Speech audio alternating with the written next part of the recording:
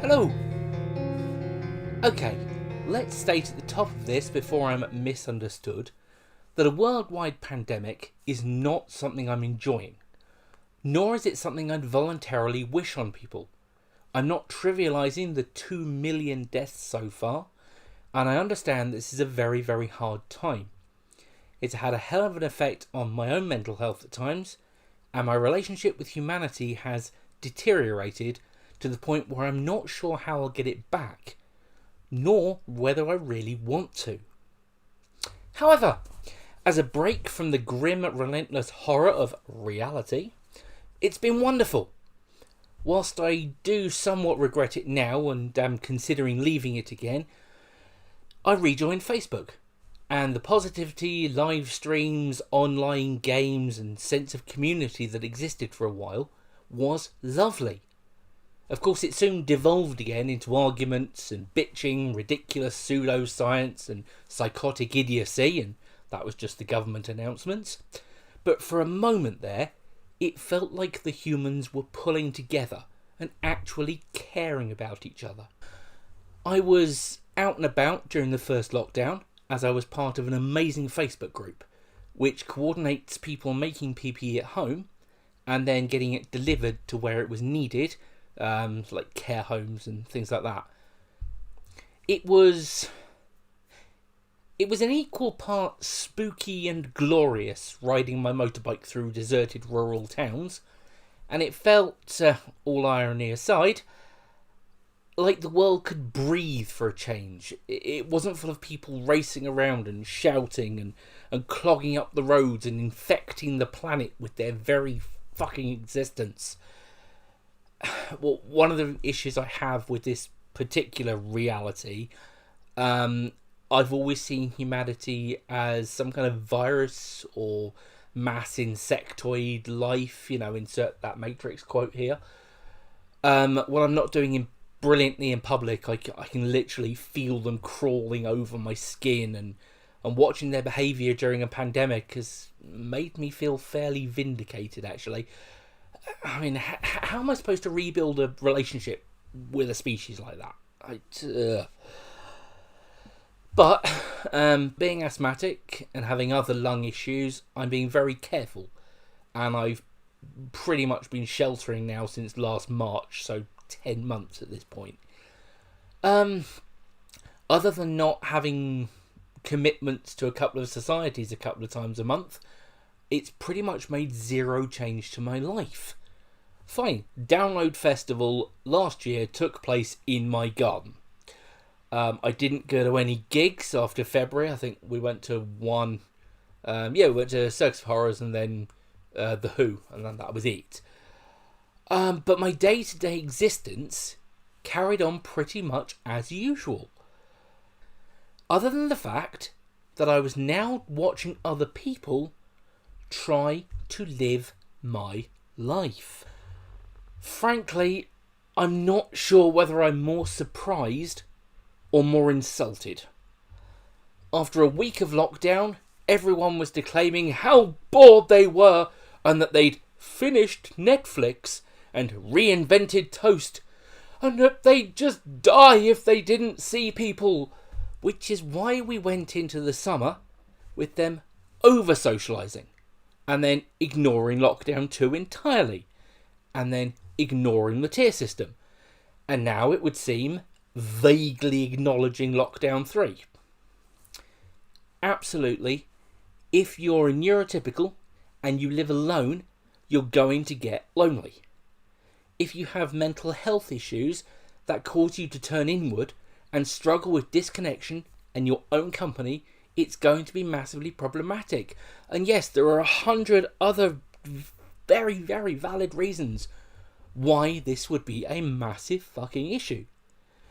But if you're just sulking that you can't go to the pub, or you're unable to be around your spouse and your children for a fortnight, or you just can't work out how to entertain yourself in your own fucking home, then for fuck's sake, grow up.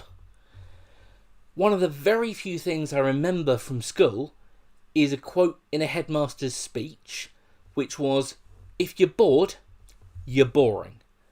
And my God, that is ringing truer every second.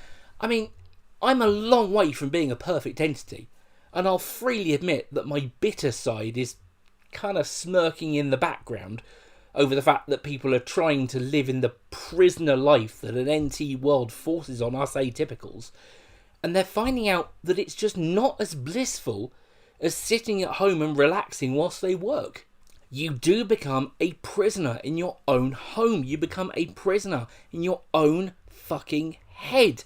And I really hope, probably overly optimistically, that it'll foster some form of understanding about how hard it is and how horrible it is not to be able to take part in life.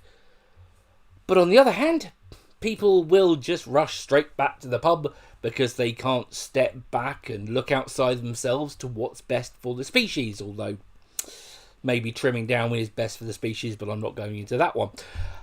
So COVID will drag on, and the vaccine will give a false sense of security, so the merry-go-round of blame and complacency will fucking spin on its jolly way. And whilst I'm ranting, my God, this country's a nation of alcoholics. I can't go to the pub. It's been 4 days. You shouldn't need to drink in order to cope with your spouse or offspring. You don't need to go to bed every single night with a bit of a buzz on. You can go a weekend without giving yourself a terminal fucking hangover.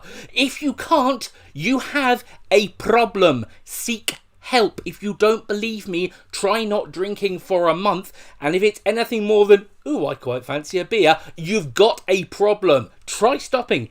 If you can't, right, okay, sorry.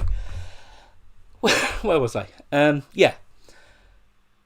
I knew the human race was a social species, but I'd never realised quite the extent of the pathological desperation to touch other humans. I see the goblin, obviously, and I'm not in that loneliness boat, but in the past I've gone a month or two without seeing another person face to face, and I've not really noticed. Like, the goblin is struggling because I'm not a touchy person and she needs that, and it is weird to watch. Like, we're in constant contact nowadays. We're always messaging. We're able to sit with others in a virtual room on Zoom or Facebook or whatever and chat like we're all together. The amount of virtual pub quizzes I've seen has been lovely. But it seems that's not enough. And honestly, I'm struggling to understand why. I find Zoom a lot easier than socialising live because I can mute myself and I can be over here on my phone or, footling around with something. It's why I like phone calls, because I'm not seeing, I can just fiddle and converse. I can listen, I can unmute when I've got something to say.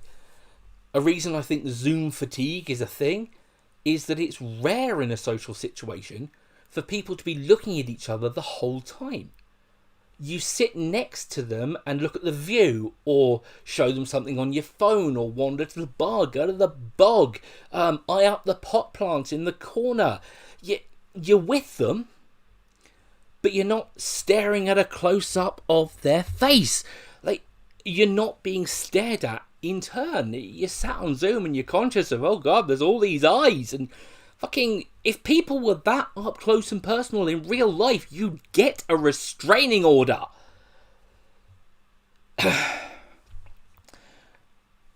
But for me, an antisocial autist, and for many people I've seen post online, this enforced social distancing has been an absolute godsend.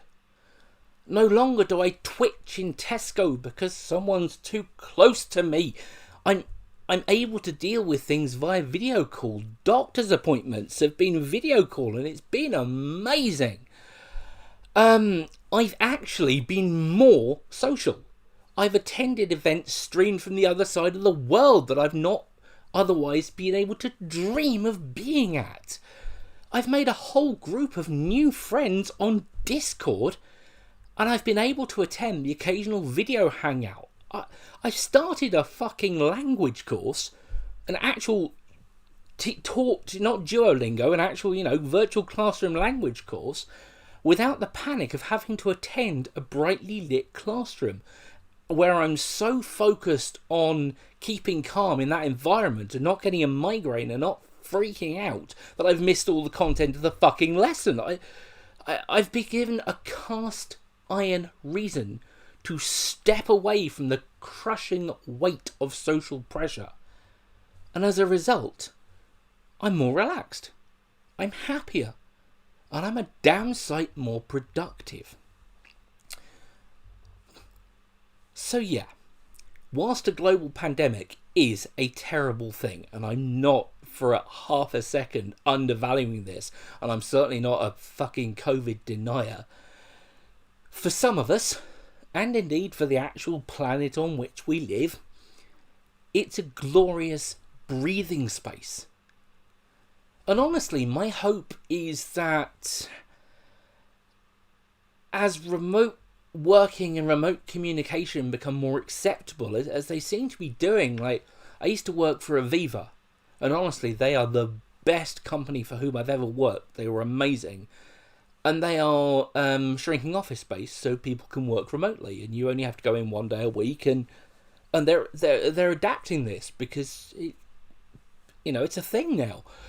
So as they become more acceptable, it'll allow people like me, people with other physical or mental health conditions, or just people who are forced to be stuck at home because they can't get or they can't afford childcare or any other of the million reasons, they can become more involved with humanity. And maybe they can go back to work on terms that, not they, but on terms we can manage. If I could do my old office job couple of days a week from home, I'd start tomorrow. But I can't realistically guarantee I can do being in an office. And that's why I love lockdown, because it's given me some breathing space.